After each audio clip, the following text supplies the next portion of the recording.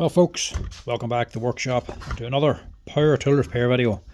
This week we're just going to put all the ones I don't put main videos on, or at least most of them, and to this here repair-a-thon video. So this will be over a few days, not just in one. I've no big job lot of machines, just a bunch of random ones out there.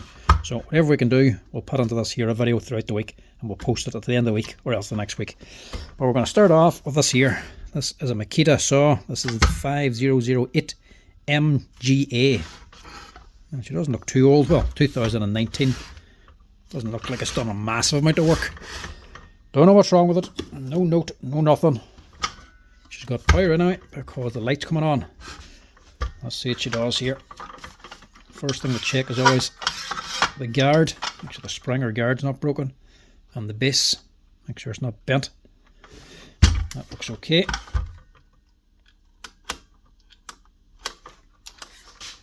It has a yellow lead. Somebody's already changed it. And it's broken.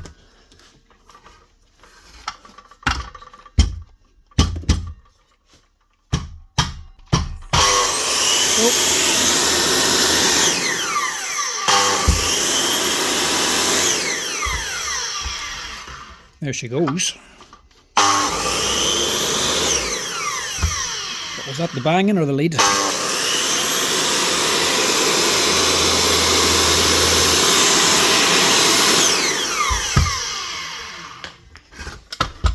I think it was the banging. Doesn't sound bad anyway.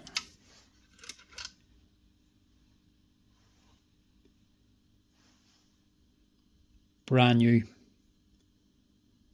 You can just see where it's only just touched. That's the problem there, I can nearly guarantee you.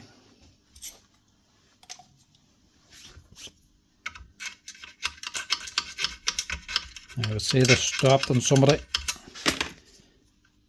and they went and changed the lead, or else it was already changed, and they changed the brushes to see if that was the problem, and they've changed the brushes and it still didn't work, so they sent it on. I can guarantee you the problem was just the brushes weren't touching. There's a bit of corrosion, a bit of dirt or something on the brush holder on here. Yeah, see that one's a wee bit stuff. Oh, she's only just touched. So that was probably just held back by something. He's put the new brushes on, but it wasn't actually touching the armature. Then whenever you give it a bang, then this moves in a little bit more. Motor starts up and starts making contact. You put a new set of brushes on. It's always handy to take a file and just rub the holder on all four sides, just in case there's anything on there. Could be a bit of corrosion. It could have been arcing if these wore out completely. The end of the actual brass where it's coming down could be arcing and burning, and it makes a wee burr that sticks over. So whenever the new brush goes on, it gets caught in a little burr. Take a wee file and just file it, make sure nothing's catching. You'll feel it if there's anything rough on there. Because if you put a new set of brushes on and there's something there, it won't make contact with the armature, and it's very hard to tell if they're going the whole way on.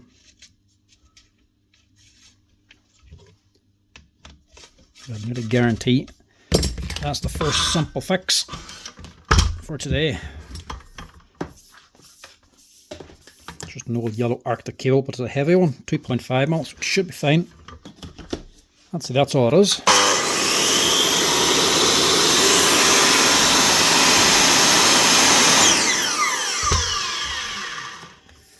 One Makita saw, not repaired. Customer already fixed it. He just needed to give it a wee kick to get it to start. He'll be kicking himself now. They didn't give it a bang to get it that final way in, to get it to run. But he done the legwork. At least it's running. Now this one has definitely seen a bit of work. This is a Makita DHP481. One of the original, or the first heavy duty brushless Makita drills they took out. This one's been around a wee while. What year is she? 2021. These are a heavy duty machine. Didn't like the rear cover on them because there's only 2 screws. You'd rather these to have 4. But they're a powerful drill and a good wee gearbox on them, apart from the hammer mode. This one has clearly seen quite a bit of work. That's been run hard and fast anyway. Well, the rubber's gone from here. It's all peeling off the overmolding. Let's see what's wrong with her.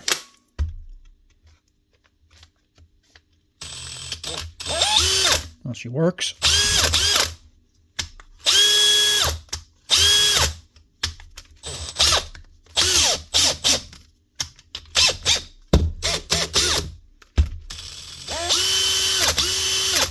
Don't actually know what's wrong with it.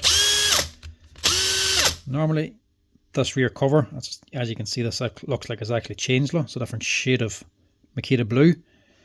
These can sometimes give trouble because only 2 screws.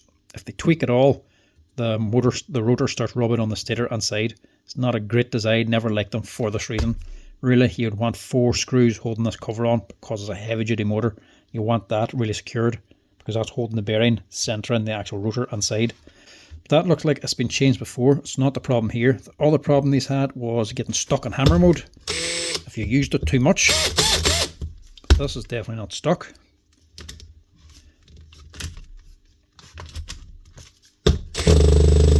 It's not getting on very well, but I wouldn't be too concerned about that. I'd rather it not unhammered all, to be quite honest. And she's going on to chuck clutch. And the clutch is working.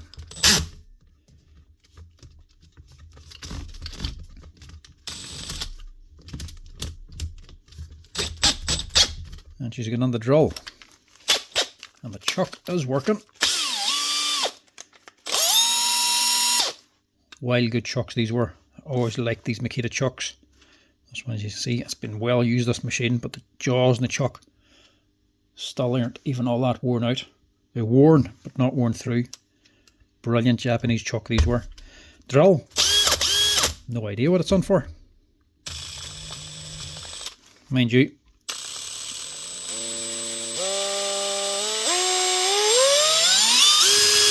sounds a little bit rough when she's going slow.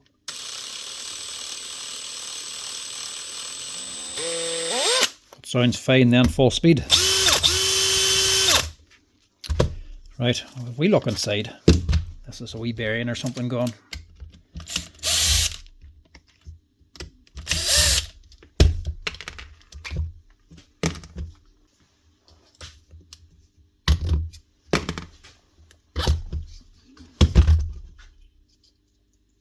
No, not bearings anyway.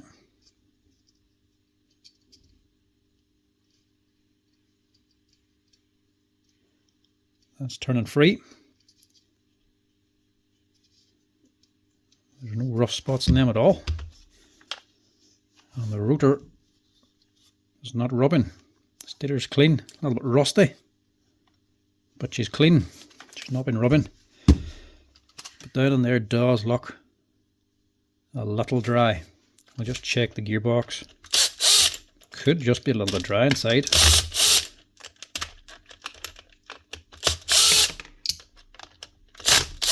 Normally I just squirt a wee bit of grease on, but I know these here just don't reach the bottom. Can't get it under the gearbox without making a mess. So we'll just open up and see. Also give us a chance to clean out anything that's inside.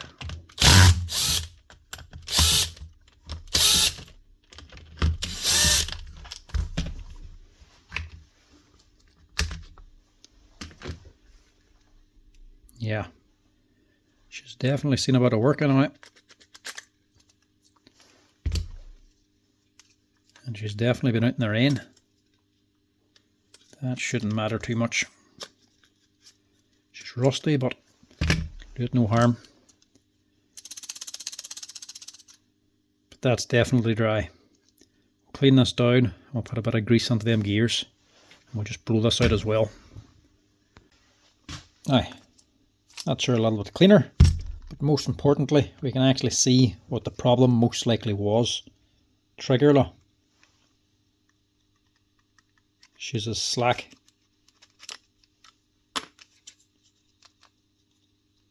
Normally when they get like that they become intermittent. These are taking no load. This is just a little wiper inside to tell the controller how fast to run the motor. They're fairly simple, but once they get like this here, the little wiper inside stops making contact and starts becoming intermittent. It even causes this little light problem down here. So that is actually more than likely the fault. The trigger is worn out of it. And luckily for these Makitas, you can just swap them.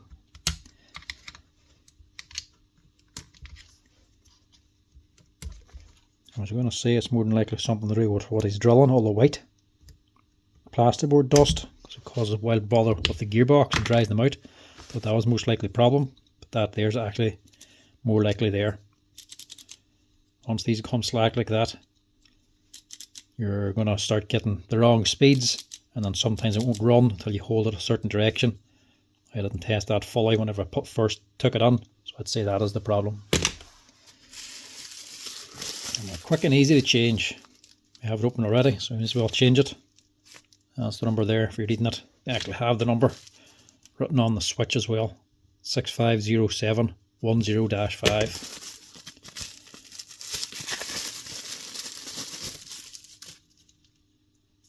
It's just a straight swap.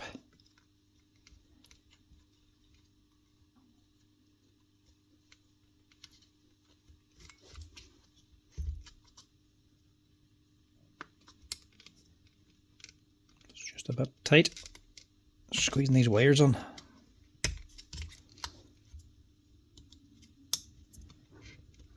You lift them out if you want, but it's handy to just keep them in place so they all fit back in a lot better. Stick that on, put in your forward reverse lever, drop it all on, and that's her. Hopefully ready for work again. Now this rust, it's not going to cause any trouble, so I'm just going to leave it. The rest of it's clean. But the chalk powder, like I was saying, can dry out the gearbox, and this does sound a little bit dry still, so just going to give it a quick wee clean out inside. Not a clean out, but re-grease it basically. Just put a wee touch on. Don't want to just squirt it on here because it's going to come back out under the motor again. That's if this will open, because there's a bit of rust in them pins. There we go. I'll just put a bit on here. Just a leftover bit of kerosene from washing it out. I want to see as well just how much grease is on it.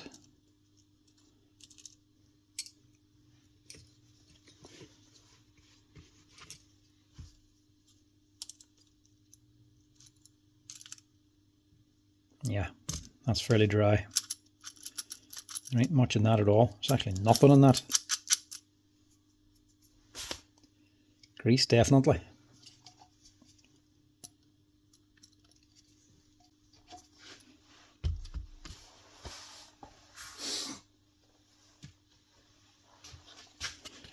I'm just going to use the gear grease. There's nothing left in the tube, so I'll just stick a bit on by hand here. It really doesn't take much. Pea-size amount will work its way around. If you put on too much, it's just going to make a mess.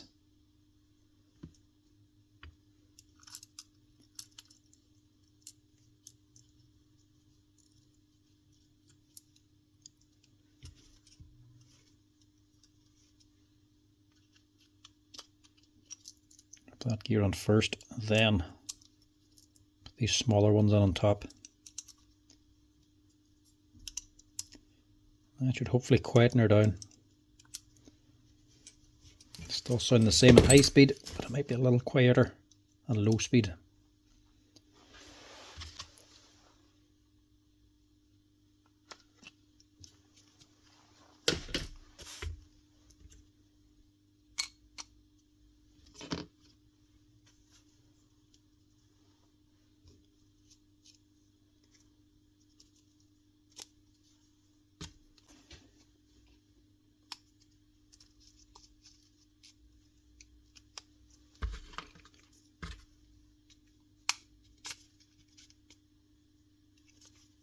That little bit of rust is actually helping to hold them on.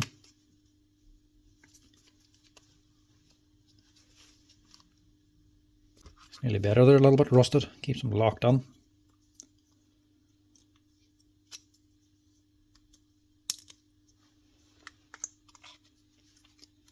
So really, the operation of this now should not be any different. It should be running the same as when I first tested it. Hopefully the gearbox will be a little quieter.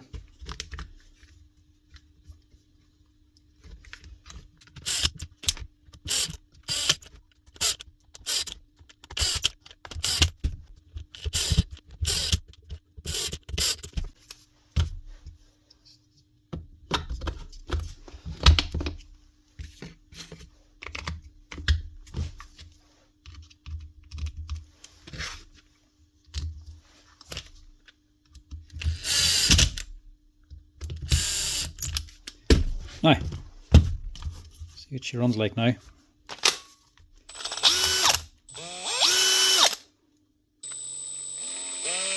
Listen to that. That's some difference. That's exactly what it was. Gearbox is just bone dry, causing it to sound very rough. But also now, that switch, it's a lot tighter. So for starting and stopping, that'll cure that. And she'll no longer be sounding rough with a dry gearbox. That should keep that big Makita, the 481, running for a lot longer. Right, don't know what to make of this one. Hikoki grinder. I actually had to ring up about this because this is extremely fresh, looks brand new. It's obviously broken, but because it's so clean looking I thought it's just out of the box. And of course I don't do Hikoki warranties here. You only sell the nail guns here. We don't do any other Hikoki, so we can't actually do any warranty repairs. Rang up about it and he says nah, it's 2022 and it's actually a few years old. So either the customer's had this laying about for a while, has never used it, or he's used it and it's broke and he's thrown it on the shelf and never taken it out again. Either way, she ain't working. There's something going on inside. Right, see if we can fix this, or if it's worth fixing. You'd think something this clean would be under warranty, but if it's just a few years old and the warranty's up, there's not much you can do.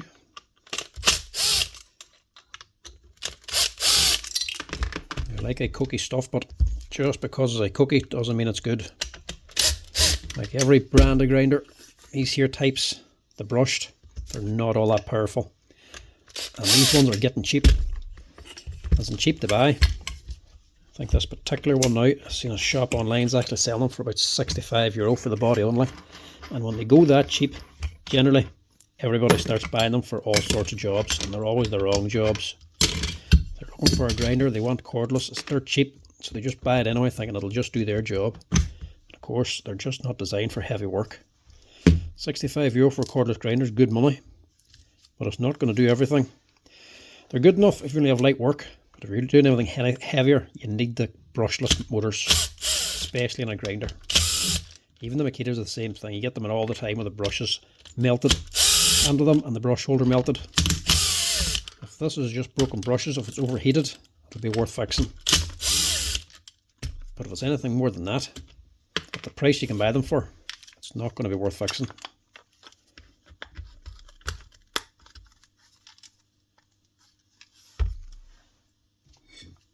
And of course I had to ring up because you can't open it if it is under warranty, because once you open it, she voids the warranty, same as any brand.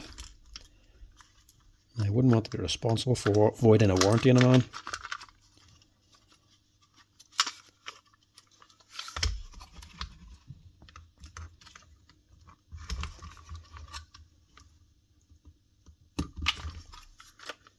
What's going on? Would you come out?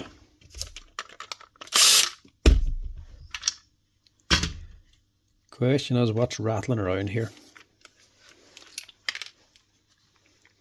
Not good. It is the armature. She's blown the segments right out of her. How he managed that, I do not know. This thing barely even looks like it's been switched on. No dust, it's still clean, even on the inside. Look. So you must have put this through some amount of work to do that straight away. And we'll tell if it was heavy work from the brush.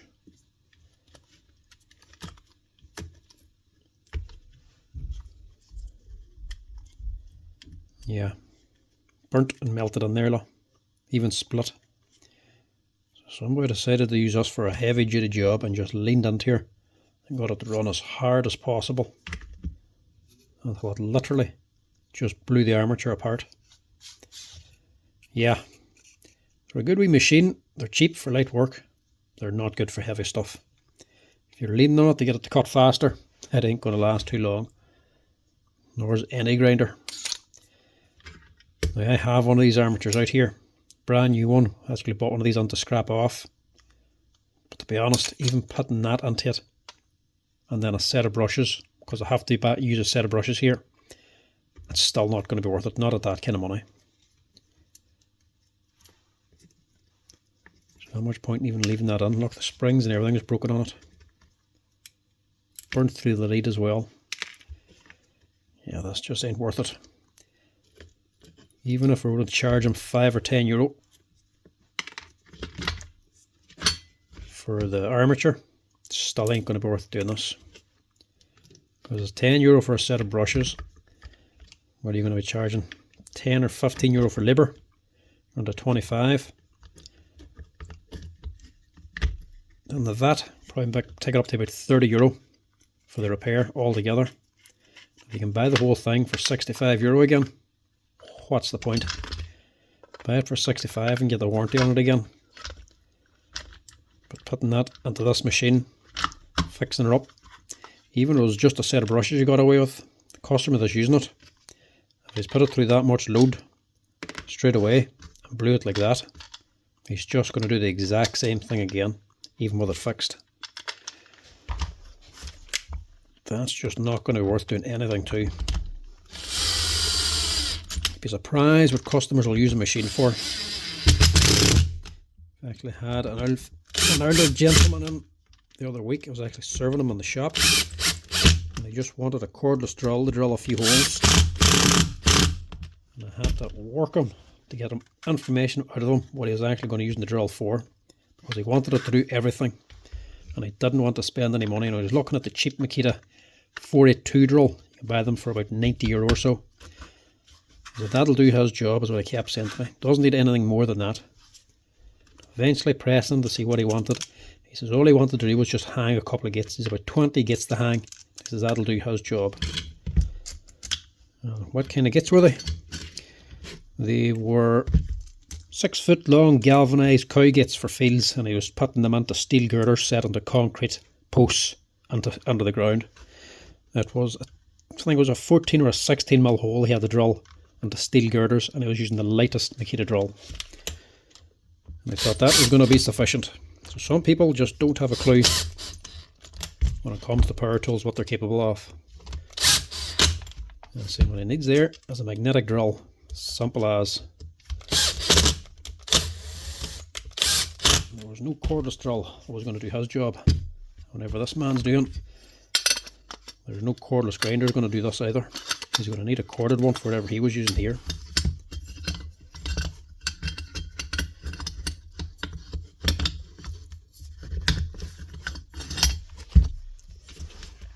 I'll stick it back together and I can use it for spare parts. That one just ain't worth fixing. Not at that money you can buy them for now. €65 that was. Don't know if that deal's still on, but that's dirt cheap for a cordless grinder. But this one ain't worth it.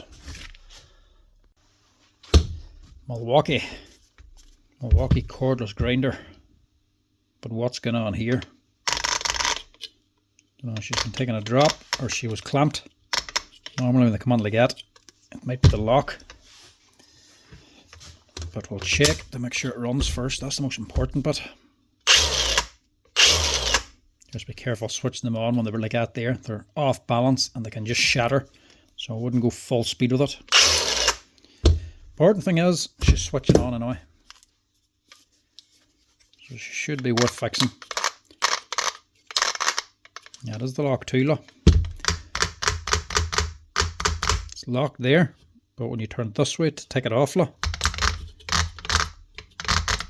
she just slips over. So it ain't locking. That's why the disc's broke. Oh, you bugger you. You've been clamping this in the vise, trying to get it off.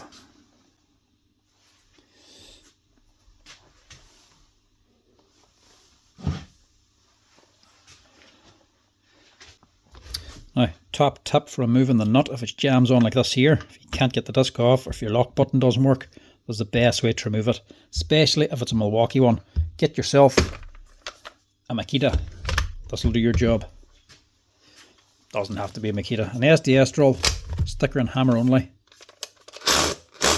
with a blunt bit, and use that to take the nut off.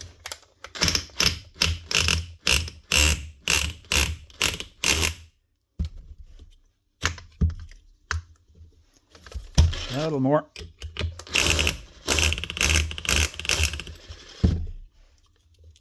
That thing is tight.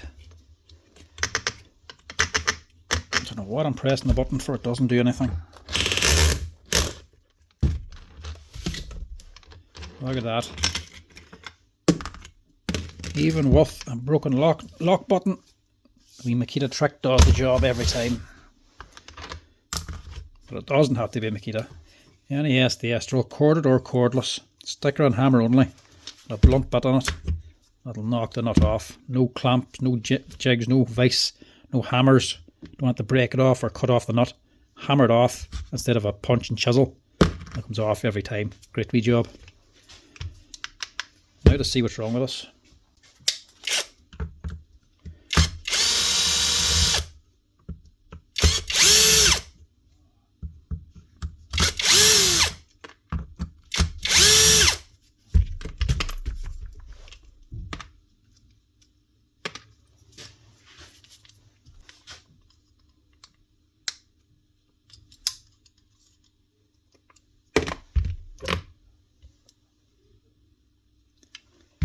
Gear looks okay. I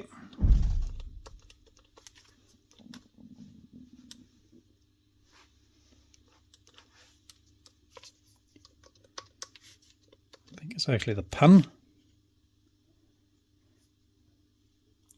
I wonder if something's just jammed in behind maybe. I'll blow it with the air compressor first. Maybe there's just debris underneath this, packing it out maybe. I think that might be all it is. Right.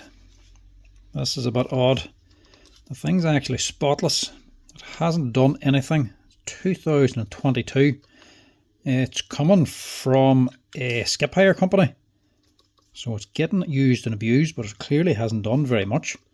It's not dirt under this. It actually looks like a bit of a fault, or a design fault. They do only have a small amount of play movement on it. Same as this here one, this is the older version. A little bit different this one, but it is the same idea. Bigger pin on it, mind you, for better lock. This one, a lot smaller lock pin. That shouldn't matter. I think the problem is just the shape of this head and the shape of the pin, or the button. I would say that's the same button. They just haven't modified it. The head is a little bit different. The angle's a little bit different.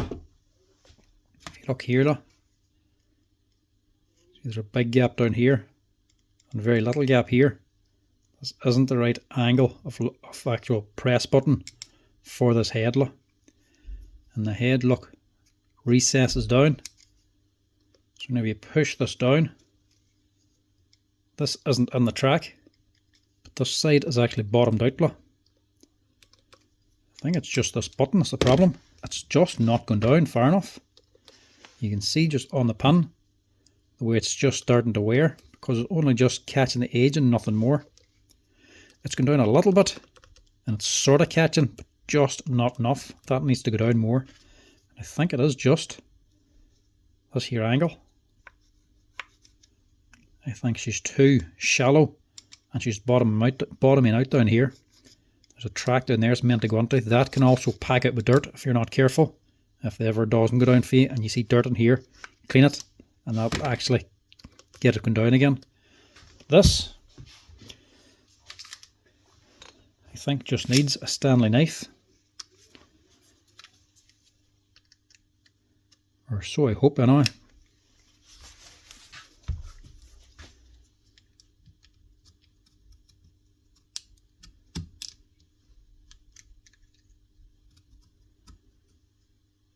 Just take a little shaving of it, see if it does anything. I could be completely wrong about this. But we'll soon see.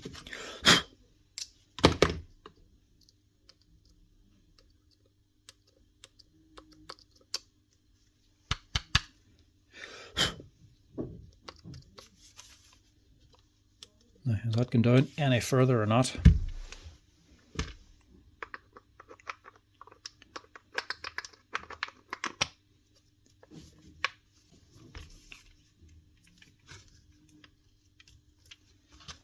Just put one screw in just to hold it down tight and see if it's locking.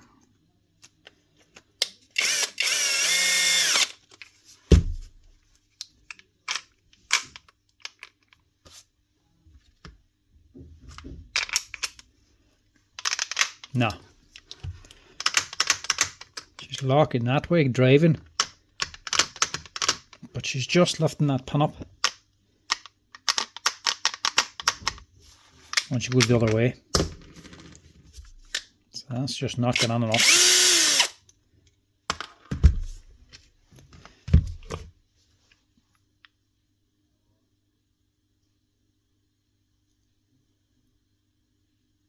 Gear isn't damaged anyway.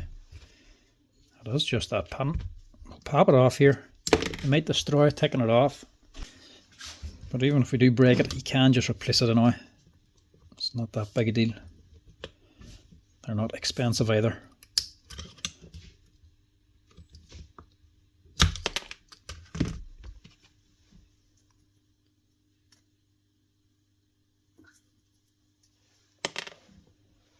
That's just the bits I put onto it. As you can see, there's just nothing on that.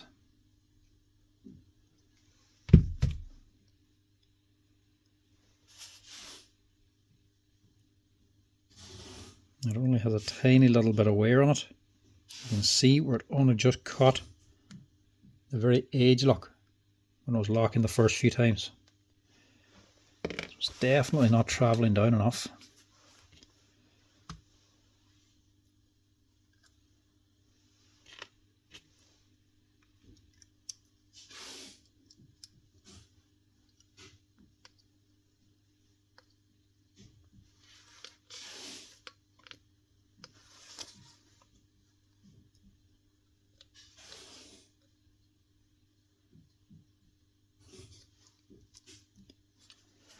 I still think it's this button. Trim this back a little more.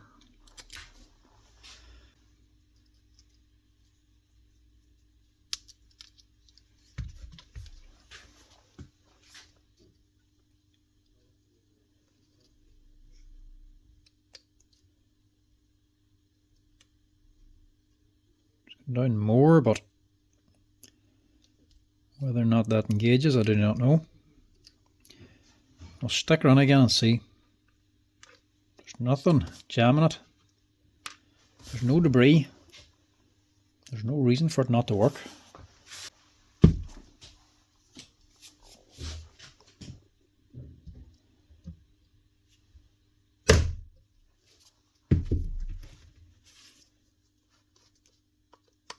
Yeah, as soon as that's on again, it's just not moving down. You can see where I've taken some off. Now it's not even going down the whole way.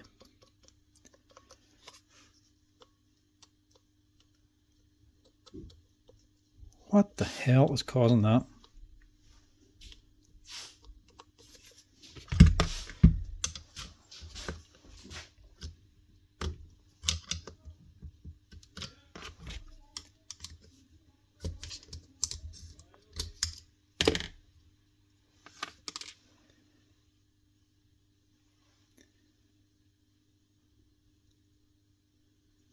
Yeah, so there's the problem.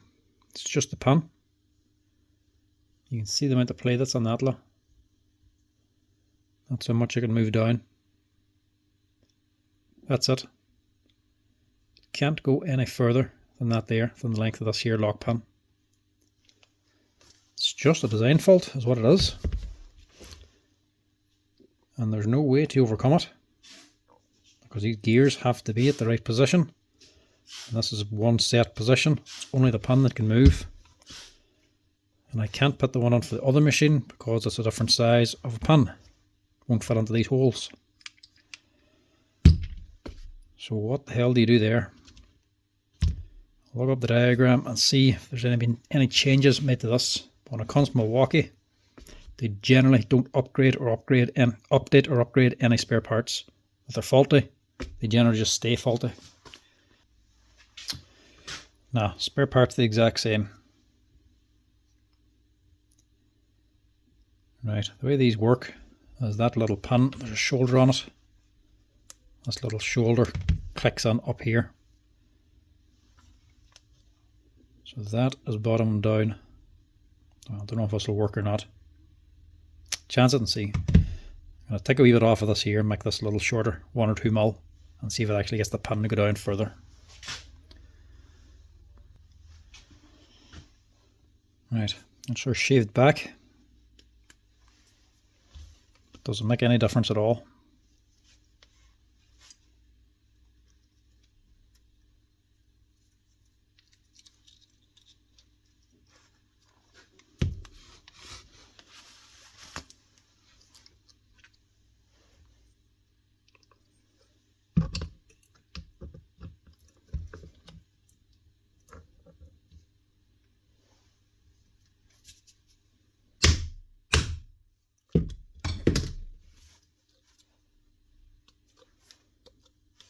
Actually does, look.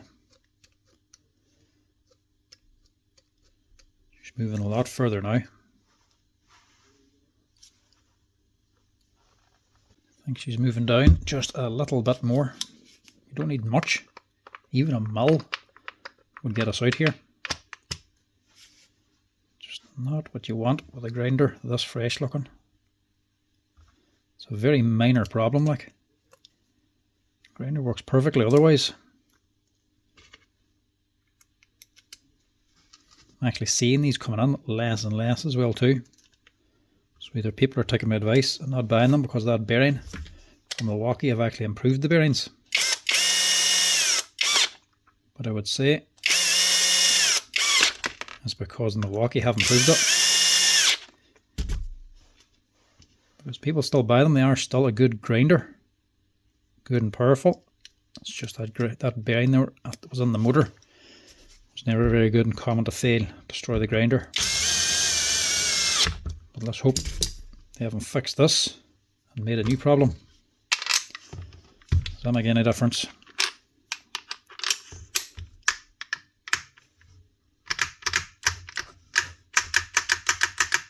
That actually does. That locks in a hell of a lot better.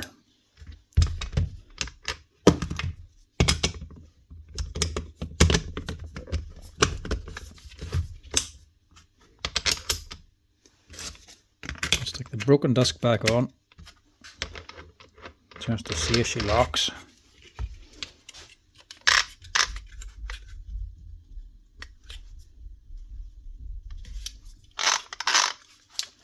Now will she unlock is the question. Look at that.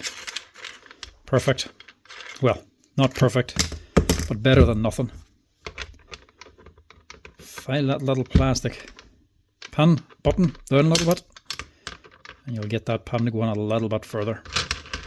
1 or 2 mil is all you need to get that to lock right. That is her. Locking and unlocking now. That's her. Another Milwaukee ready for work. Now this one is a real treat. Nice wee machines to work on these. These were a brilliant machine. A Slugger magnetic drill, Jancy and engineering company. These here are fantastic. Any steel man from years ago who had one of these swore by them. Fantastic machines. They were good because they had the steel rails on the side, while stable and reliable. Stable head on these rails meant less bits actually broke in them. Plus they were just a wee powerhouse. They were class machines. Great to work on, but can't get the original parts anymore now. The actual name now, Slugger, is gone. But there is a company in England, JEI Solutions, that actually must have bought the rights to the design or something. They still produce them, they're just called JEI now. But these ones were the proper ones. Now let's see what's wrong with this one. We have power, and we have a magnet.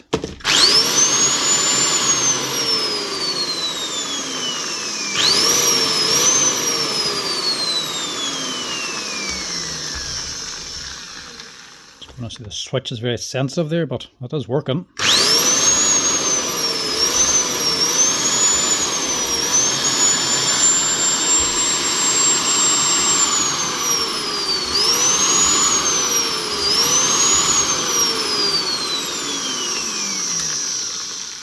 Now, that's an odd one.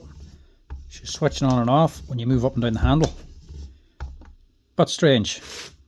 Not what you want. You don't want to be switching it off as you're drilling it in. Not good. If that happens when you're drilling, obviously halfway through drilling, you're going to lose your magnet. This is going to keep spinning, and she's just going to skate off in you and end up being thrown to the floor or broken or something. So we need to get this thing fixed. It's not the handle. It's nothing really like that there. It's not a silly thing like a switch. It's actually the lead. So the power going for the motor here runs up through here. So the lead coming from here is broken somewhere. So as she goes up and down, she's just starting and stopping the connection. So it's not a switch problem, it's a motor lead problem. Get on here.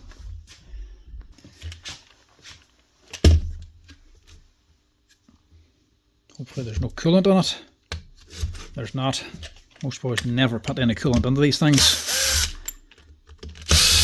But just in case we make a mess in the bench here, always check.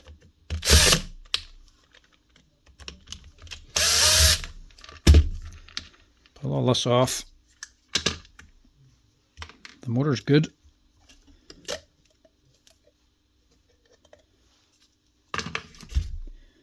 It's just this lead. This one's broken somewhere. Running down here and under here.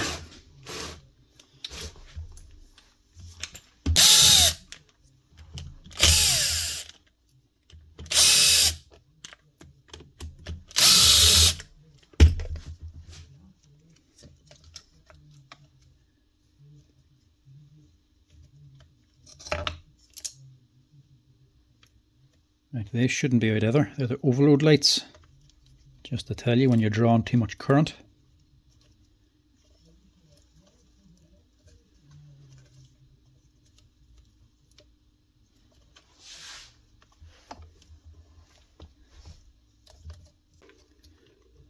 Right, so these are the motor leads. They're running up here onto this grommet. It's really good build quality on this, but obviously this lead must have fatigued or something. That's running up here around the back of this and through here under this cover here for the motor. Just we track down in there. That's where the lead goes across and then runs up to here. So somewhere in there that is broken. And all we need to do is change it. Simple fix, but the problem is getting into it. Need to take a lot apart just for this.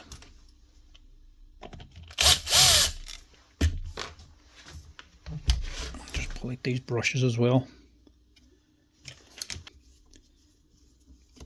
Don't want to get these brushes to get jammed. They could do with being replaced as well. I hope I still have brushes for this old girl. It's been a while since I had one out, and now the exact same machine as the GEI, as in if the motor goes nuts you can buy the motor on its own, the armature or the motor housing as a complete unit, or the brushes or whatever, but it's all GEI parts now. Exact same parts fit onto this here.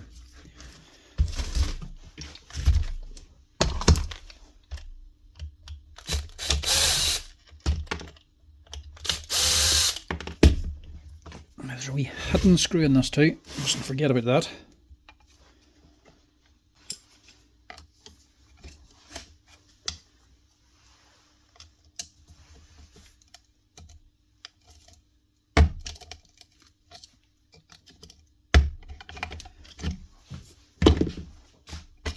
There we go.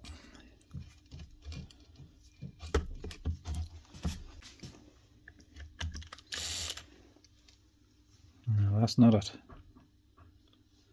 That's for the motor.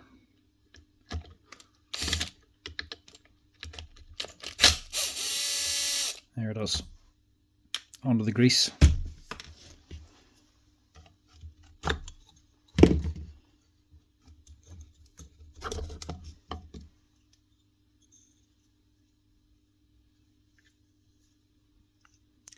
build quality on that thing.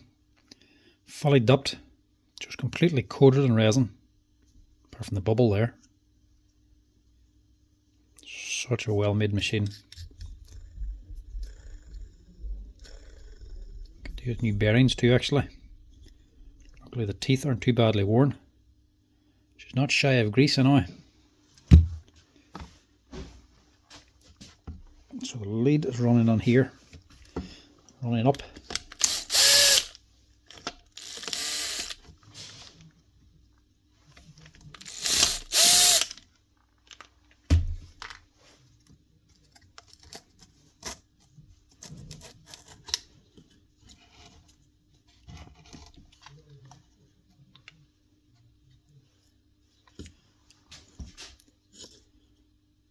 Runs through that. I might as well just take these out.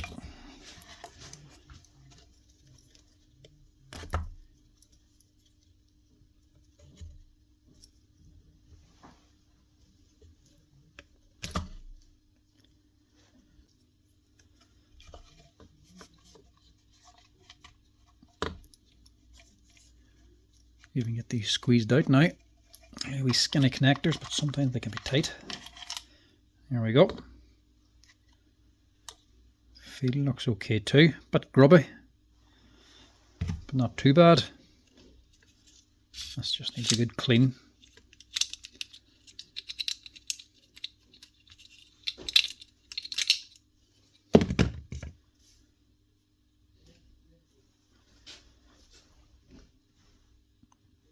Yeah, come out. There we go. Another thing is just make sure it's not these wires, but it can't be them anyway, because this is fixed.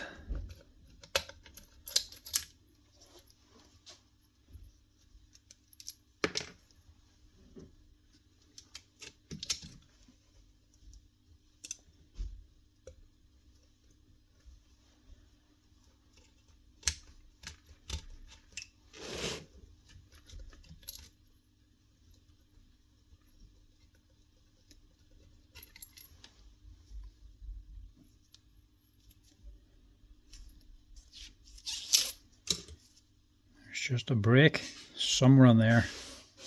Whenever she's moving, lift the motor up and down, she's just starting and stopping that brake.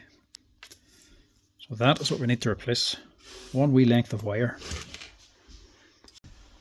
Right, once we're tidied up a little bit, not going to do too much on this end. I'll just replace this bearing and get this ready to go before I get this lead sorted.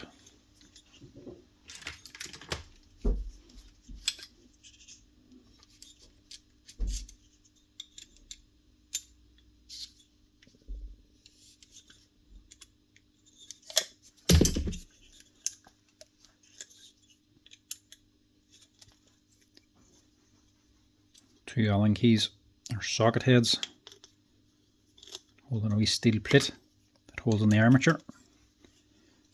Just pull them out. I should be able to get to this bottom cover or this bottom bearing. That's just hooked on there. Give that a wee clean as well. And we'll swap this out.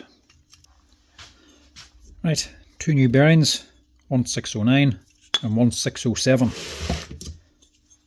And just stick this back on again now to get it out of the road.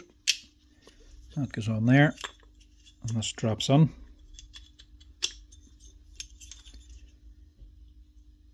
You sort of have to just line these up.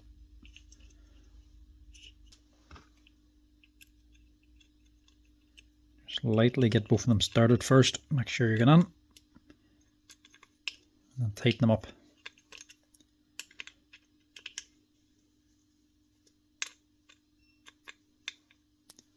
It can be a bit awkward to get that plate because you sort of have to balance it. You can't really get onto it because the fan's in the way.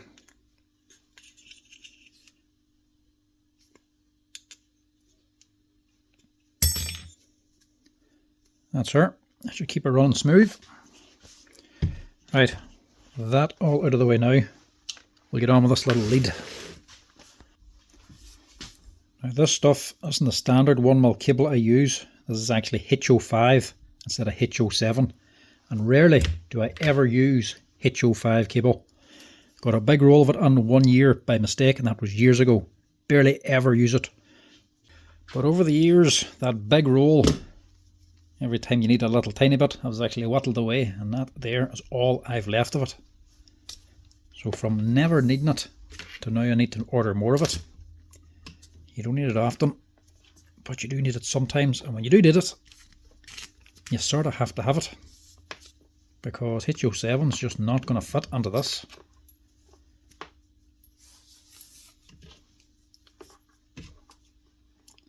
So I must put that down in the notes. Order another 50 meters of this here for the very odd time you need it.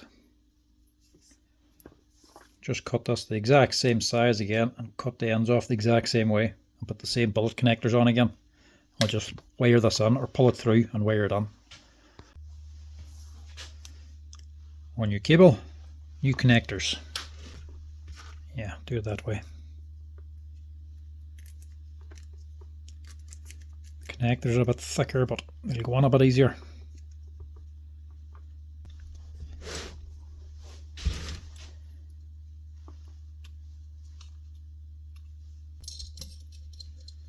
Slide that on.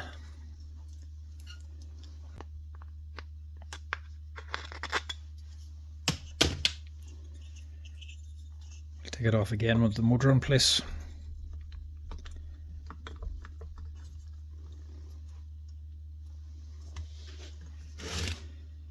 Or can I even do that?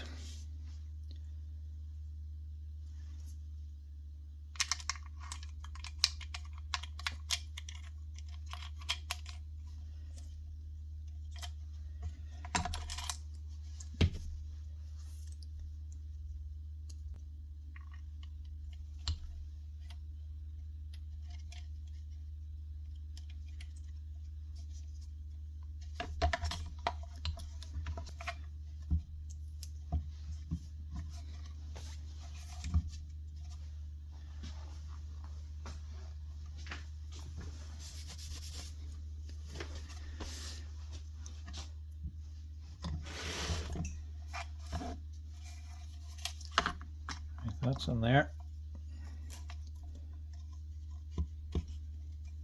A spring. Sorry, spring's back here.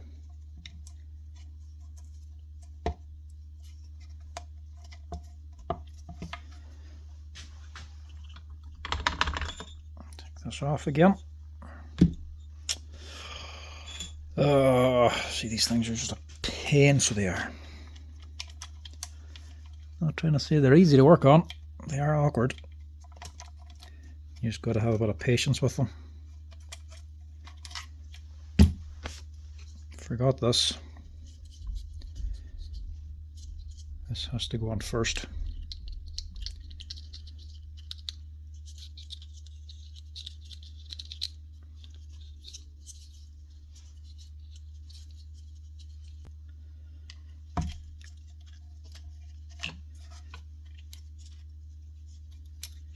That one you can pull through the other.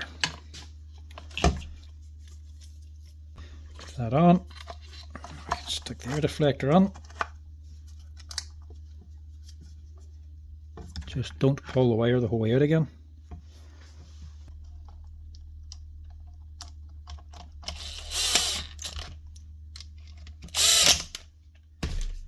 There, man.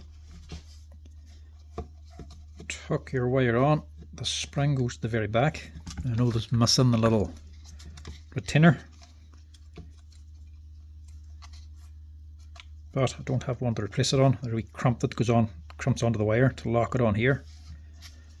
But if I don't have it, I can't fit it. Can't really reuse the old one. Right, so I can go with this. Also, don't want to forget this. Rubber end for the armature. That has to go on the end.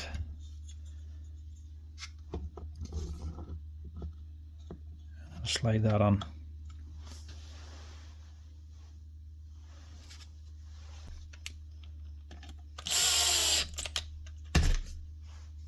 Now, we should be ready to roll at that.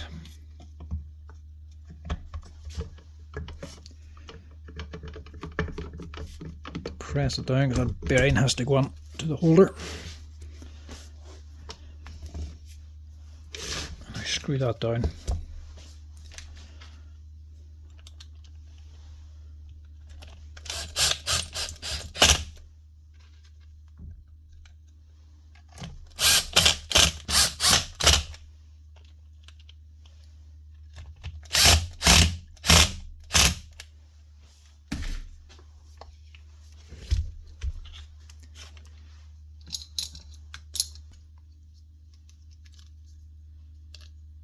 Tighten up this grommet now to lock that cable in place, and we should be good to go.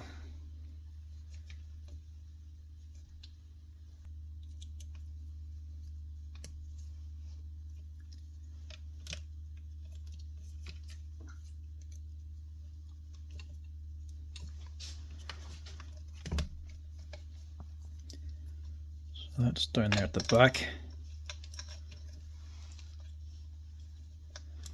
The overloads are actually sticking out here, but by the looks of it, what they were attached onto is gone.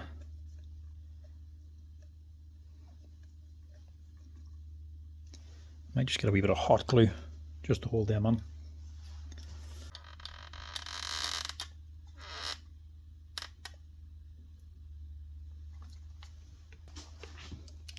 This isn't essential,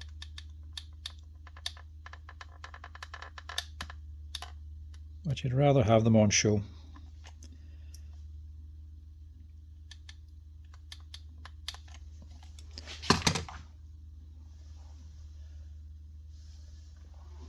Obviously it's a bit messy, but it's not there for aesthetics, it's there for practicality. These two red indicators are for the overload protection, so whenever you're actually drilling with the mag drill and you're overloading it and it's taking too much current, they come on and tell you to back it off a wee bit so you don't accidentally burn out the motor or burn a controller or something. So here just as a warning, so you'd rather it there than not. Messy or not, it's a bit more practical having them showing. It's very good for the operator. Right, that's a connector that goes to nowhere. It's just a spare, not sure what it's for. And this can all go back in. Oh, that's the problem, upside down.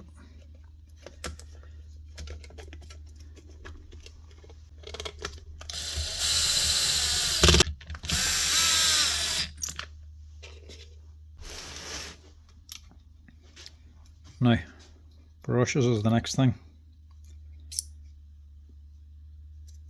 Have I got any? Don't have the Slugger ones, but I have got these. These are actually a draper set. Not exactly the same shape wise, but the exact same size. These are for a draper, and they have two wee boys in the end of the brush holder to stop it going down too far. We don't need them here, but it'll not make any difference. Brush is about the same, and the spring's not too far off. So we'll chance these. It's not wrong if it works.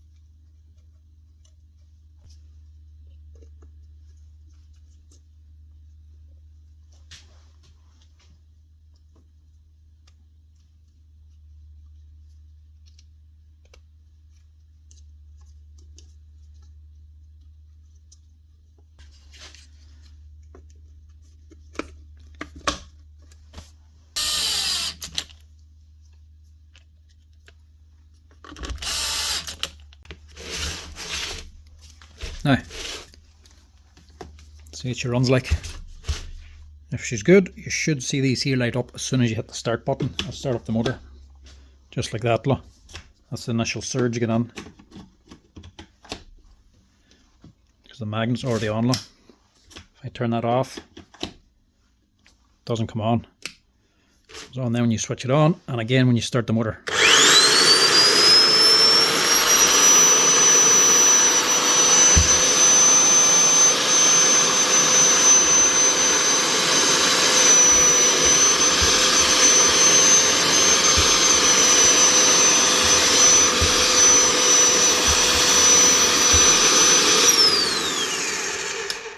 That's her. One old Slugger mini beast up and running again.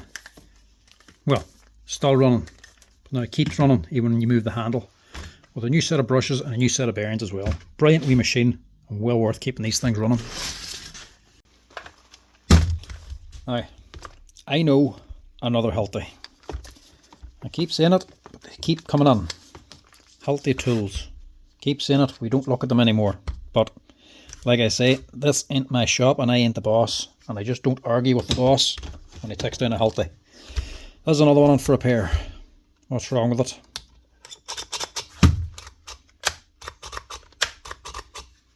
Not doing squat. What is she?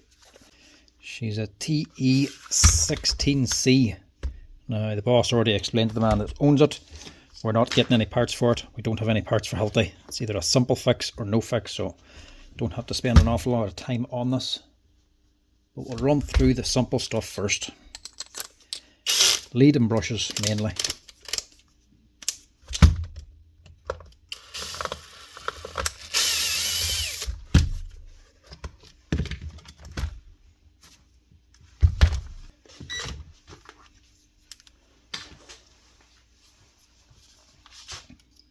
I've seen these Hiltis coming on 20 years old, getting tons of abuse, and the lead's still good. Gotta hand it to Hilti, they do fit really good quality leads, but they do fail sometimes, which this one might be. No live. I'll check this first because that's a new plug.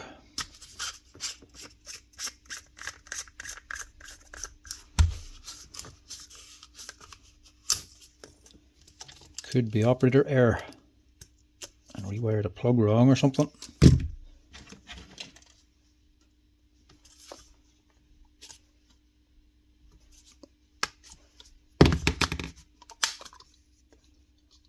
Nah, looks like it is the lead. Good or not, that ain't working.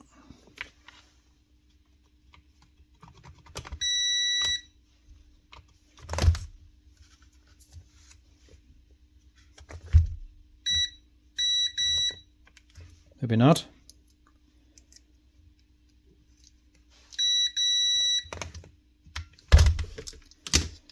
No, it is working. Unless I just had it stuck in a bit of dirt or something. Didn't get proper contact. Test that again just to be sure.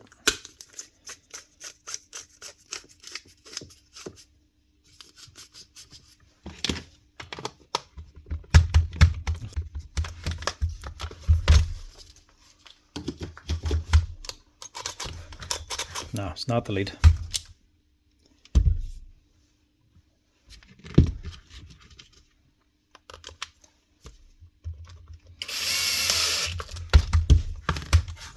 Also just tested it wrong. Didn't get right contact on it. Also was touching the plastic.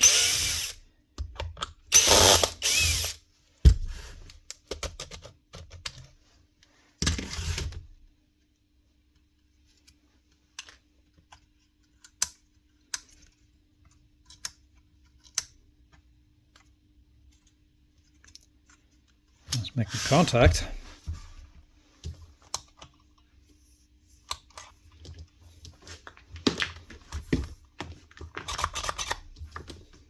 Which is just doing squat.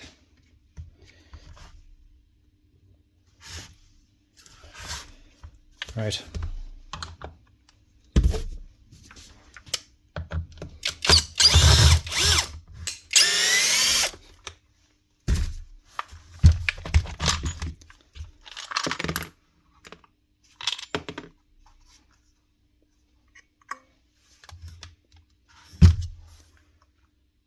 Right, we'll check this again. This time we'll check for voltage.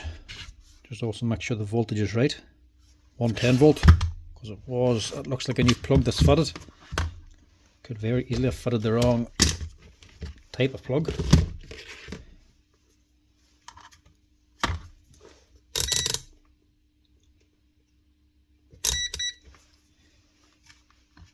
AC voltage, stick it on these prongs here.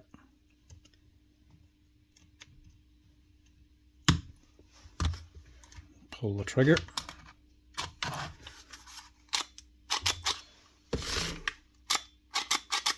Nothing. No voltage. So the problem's in here.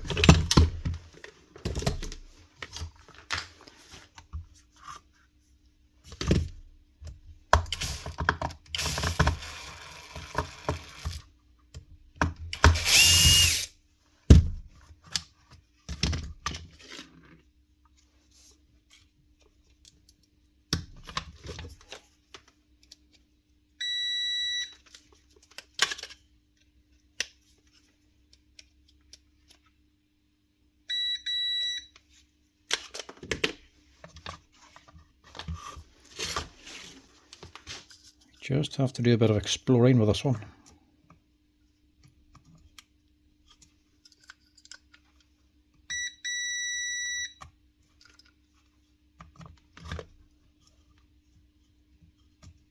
Right.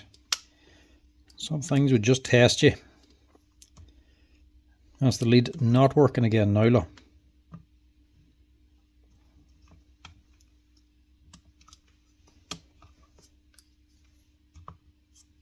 How is that?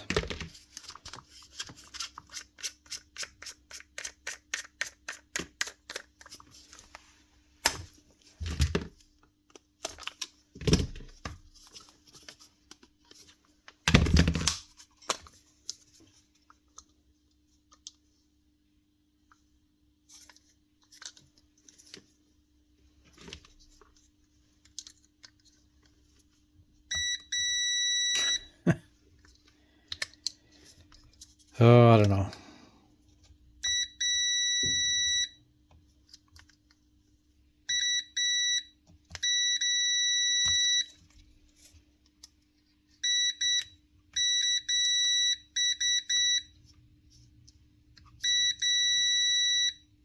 There we go. That is the lead. Just kept making contact every time I opened it.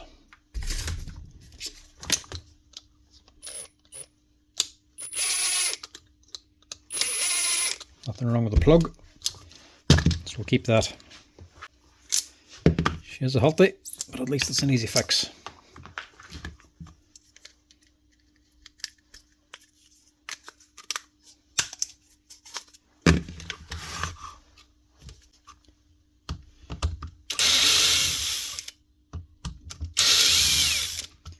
If it happened to be a switch, I do think I actually still have a switch for this thing. So we wouldn't have been stuck if it was that either.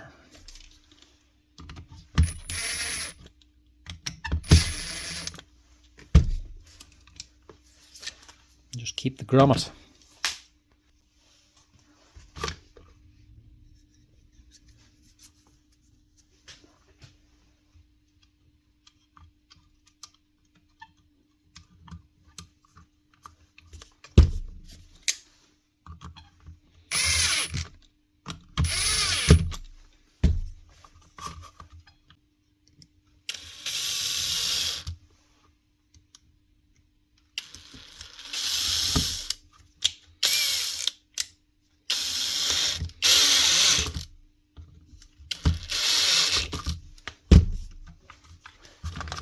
Now, hopefully that should be this man's problem fixed. People wonder why you have to change leads for people. Surely they can just change the lead themselves. Sometimes it just isn't always obvious.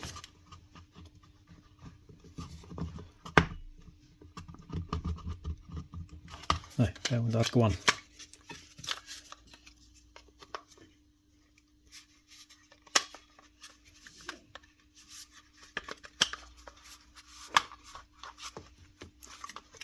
Squeeze that down. Screw it on. Sometimes the lead just works, sometimes not the other. You go looking, testing, and it seems right when it's not. It makes some people think it's something else, like I was just doing. So it's just not always as easy as saying that it's a lead. Just simply change it. Especially it's somebody at home. They don't want to take the chance. Or it could be for a company. And they don't allow the actual employees to mess with machines that open them. Why is that so tight?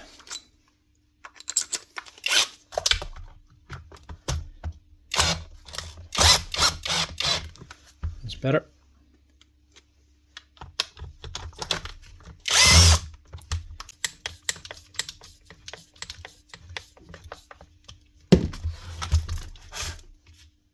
A little wave washer down in there, and the cover. Just make sure you have the lever in the right place for the brush holder so that it's actually engaging.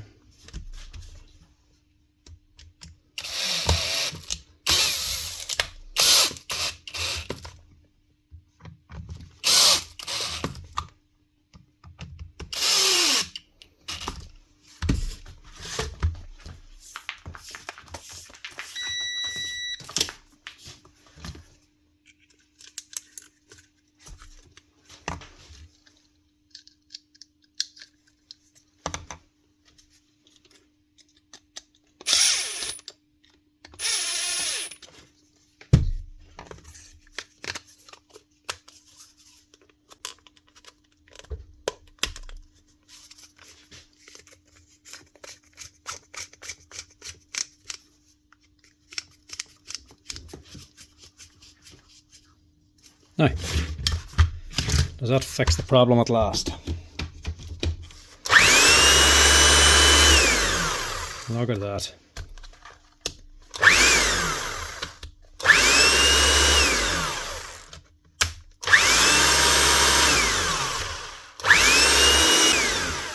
That's her, one Hilti TE16C up and running again. All it needs was a new lead, which is lucky because if it was anything else, it wasn't going to be fixed anyway. Because we no longer order any parts from Hilti. That's one fixed anyway. Now, next up, we've got a wee Rupes machine. This is a Rupes burnisher or drum sander. Just a sanding drum sheet. This is for actually sanding sheets of metal, for finishing, or for cleaning up welds or whatnot. This is the SR200AE 2019. Must be a wee bit of work done on this thing. Let's see what's wrong with this. I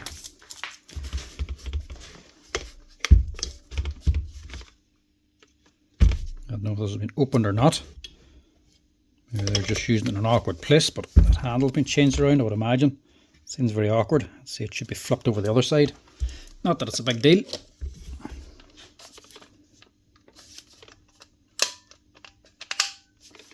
We lock buttons here. Nothing.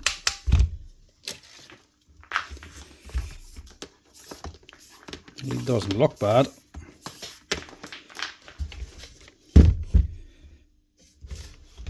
There's no way to access the brushes, so we have to go in through the handle.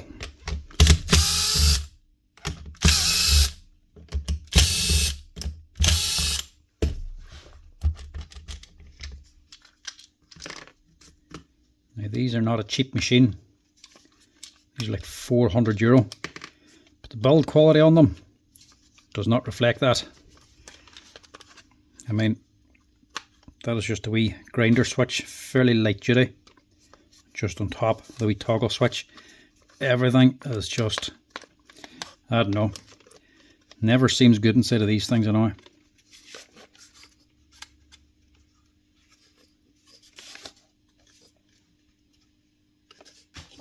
Rupes used to be a very good mic, but I don't think in recent years they're as good.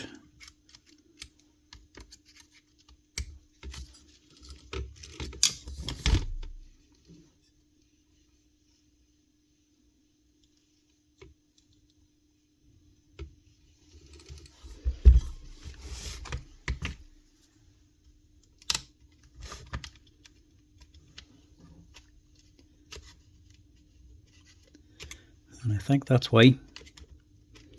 It's not even just not the best of quality, build quality, but not the best in the manufacturing line. See that brush there, that lead? It was sitting up here on top of the brush holder.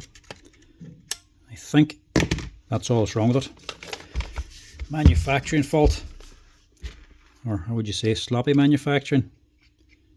Very, very fine leads in these brushes as well. Wouldn't be a fan of that.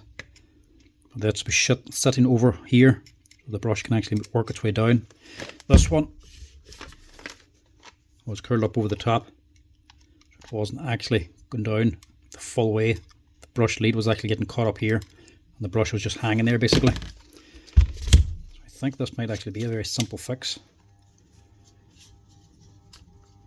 At least I'm hoping it is. Otherwise I would have no parts for these. Everything will have to be ordered on. And like the machine itself, it wouldn't exactly be cheap. See, the way it's put together just doesn't fill you with confidence. Not for a €400 burnisher anyway. Which is basically just a 7-inch grinder with a different head attachment.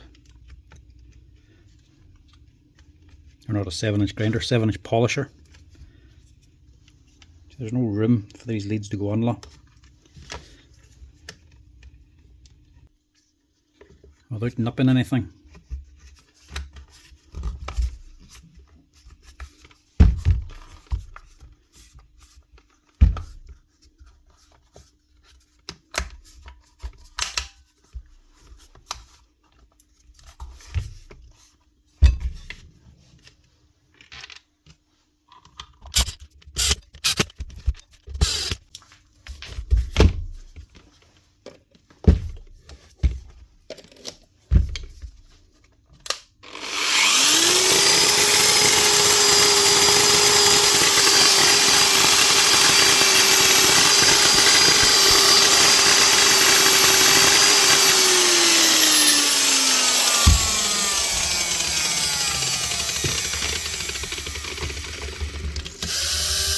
Yeah, that's just not looking good.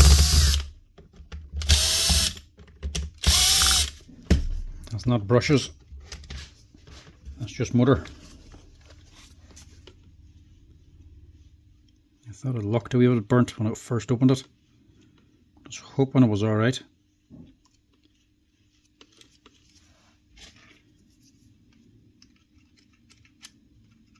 That one's moving down.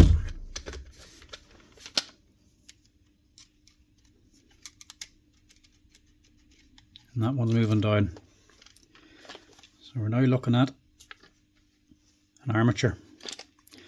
And I'm not sure if it's going to be worth that. I don't really think it is somehow.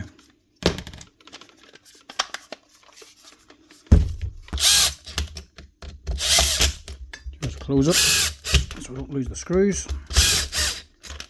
And I'll just price one up. Nah, quick wee Google online, it comes up an armature for this thing as €200. You can buy the thing for 400, so for me to put an armature on and a set of brushes and a bit of labour, you'll be well onto 2 or 3/4 of the price of the machine. So I don't think this one's going to be worth it. She's just too dear.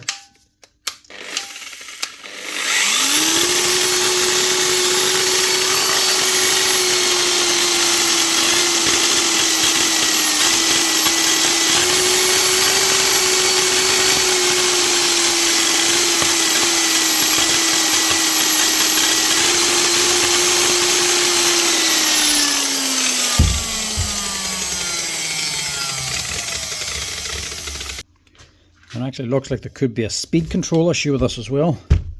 On the lower speed she's running smooth enough, but she's sparking, but when you go to full speed she's juttering a lot as well, so there could be a speed control issue. This thing could just be too expensive. It already is expensive, but it could be even more. So this one I'm going to have to just leave. Now, here's something we don't get too many of. An angle drill. This is a Makita one. DA4000 LR. These are fantastic machines. Not many people need them, but when you do need an angle drill, nothing else is going to do. It's basically just a powerful slow drill with a head attachment And these gears are actually a reduction gear as well, so this is spinning slower than this. These things are near impossible to kill unless you're really abusing the hell of them. Because of how low they're geared down, this turns very slow. This turns very fast, but this isn't under any load. Even when you're jamming this thing, it doesn't really strain the motor. The motors last forever on these things. Sometimes the heads can wear out. But lots wrong with this one.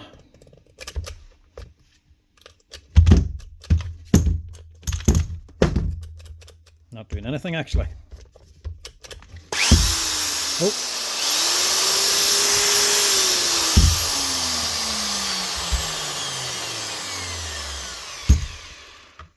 That might just be brushes in this one.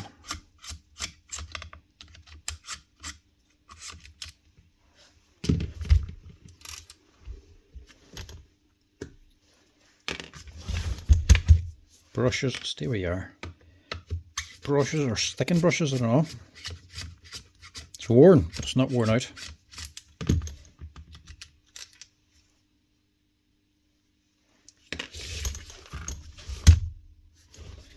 Now, because it has a different lead fitted, we'll just test that too.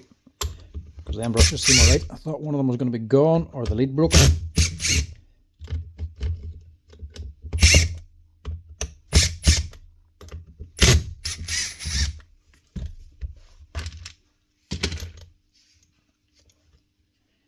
Now, that might be something to do with it.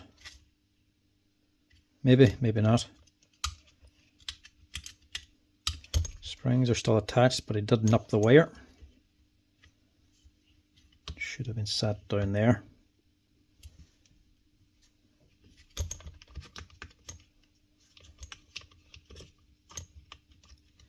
It's possible there's just a loose connection somewhere.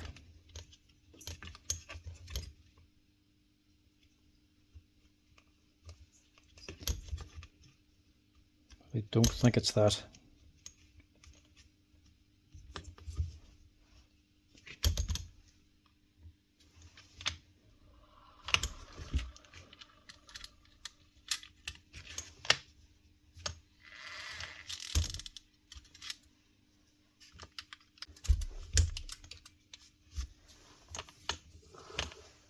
No, brushes are going in anyway. I'll stick them in again, see if we can find the problem here.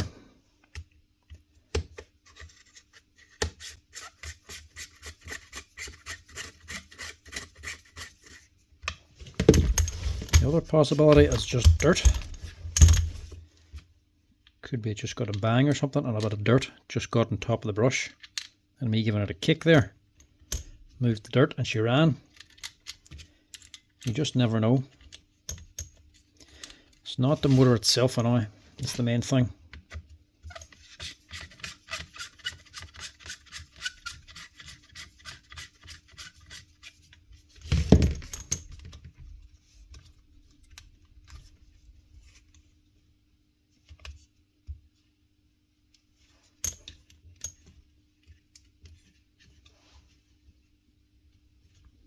It's not there, but it's not broken. Just in case. I should have given the lead a wee wiggle there beforehand.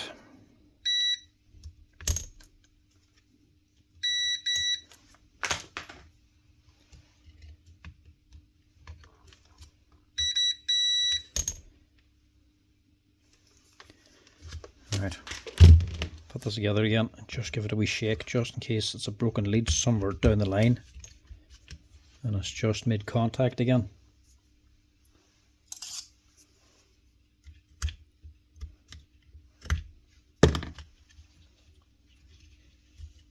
Should have been over there actually.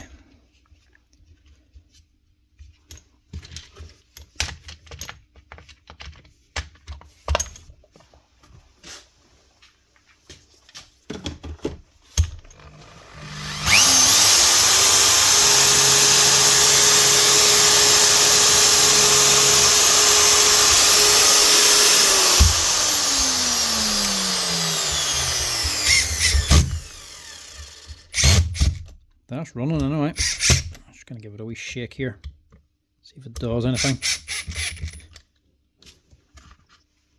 I think this is alright.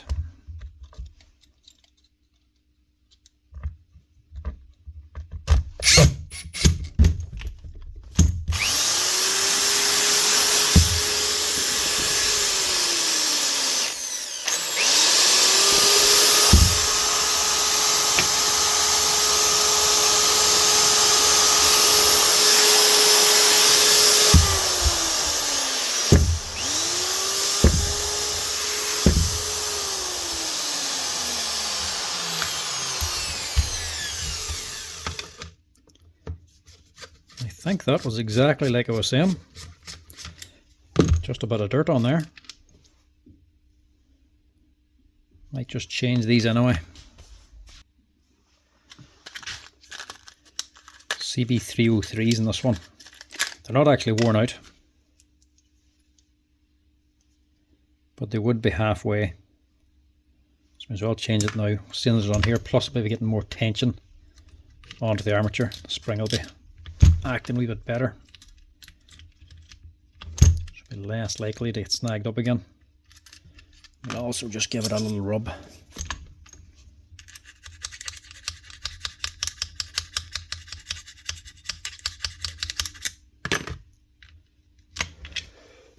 Because we don't know where it was snagging on.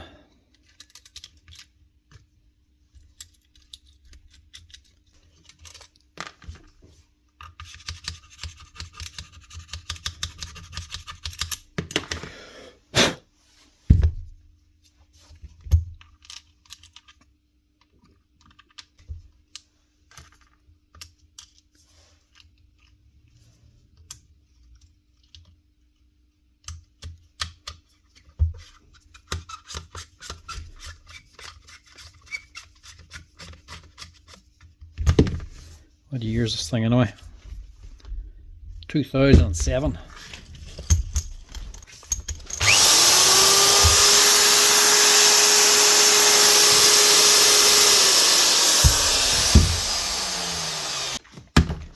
Right, that's her. Set of brushes and a little file keeps this Makita angle drill up and running. Now, very last one is going to be a quick and easy one by the looks of it. Customer says this one is just not holding the bit, and we can see why straight away. Very common for the Makita ones, these. It's not the cap this time, it is the sleeve. She's pushed down. Same crack as always, somebody's twisted it round, or by the looks of it, maybe he's actually drilled it into the hole and he's got caught and twisted it round. That'll come out if you spin it, but this is now destroyed. You could use it the way it is, but it'll be very annoying. So we'll just quickly change this so we can finish up. This man's standing waiting.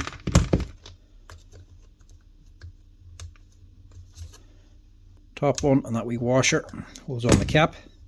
This one holds a wee metal ring and the sleeve. Just pull that off. Little rubber and a metal washer underneath that. This is meant to have two flat sides to fit onto these two flat sides. If you spin it, it jams and jams down, it doesn't move free anymore. And once it spins, you're generally just going to move it again. It's never going to stay put then. So the best thing is just to replace. It's going to be a quick and a cheap fix. That's your part number. A little sleeve only costs €1.50 plus the VAT. Not much at all. You can see it's meant to these two flat spots. Quick wee wash as well, just to keep her free. I should put a bit of grease in there too. Seeing as we did wash it. Your sleeve then can move nice and freely up and down. Once they round over, once they turn, they make a wee round over and they start to stick then, even if you put it in the right position. There's a little rubber ring and then a steel washer under it. Your big spring clip holds them down.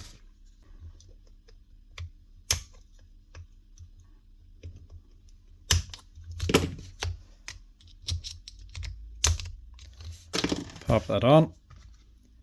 Then your wee cupped washer, or the cup facing down, the round side facing up. That has two wee sides in it as well, has to sit in the right position. That on. And your smaller clip.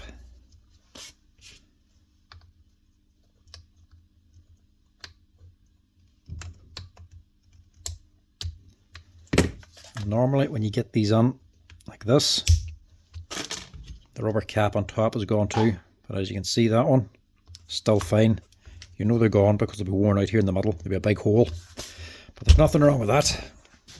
That is now her fixed.